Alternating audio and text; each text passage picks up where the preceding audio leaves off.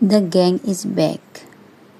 ছাত্র জীবনে হলো জীবনের সোনালিতম দিন, কারণ এই জীবনে কোনো দায়িত্ব নেওয়ার বাড়তি চিন্তা থাকে না।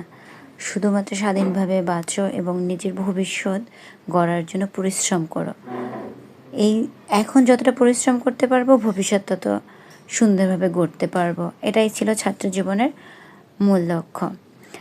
আর সেই ছাত্র জীবনের বন্ধুবান্ধব যখন আবার সংসার জীবনে জড়িয়ে পড়ে এবং অনেক বছর পরে যখন তাদের একত্রে দেখা হয়, তখন শৈশবের সমস্ত স্মৃতি মনে পড়ে এবং কে বেশি পড়াশোনা করতো এবং তা দেখে মায়েরা বাসায় এসে বকাবকি দিত।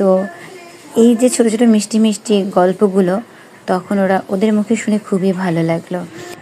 ঈদের লম্বা ছুটি ছিল, আর সেই ছুটিতে আমরাও আমার ছোটো বোনের বাসায় আমন্ত্রিত ছিলাম। তার সাথে সাথে ওর দুই প্রিয় বান্ধবীও আমন্ত্রিত ছিল।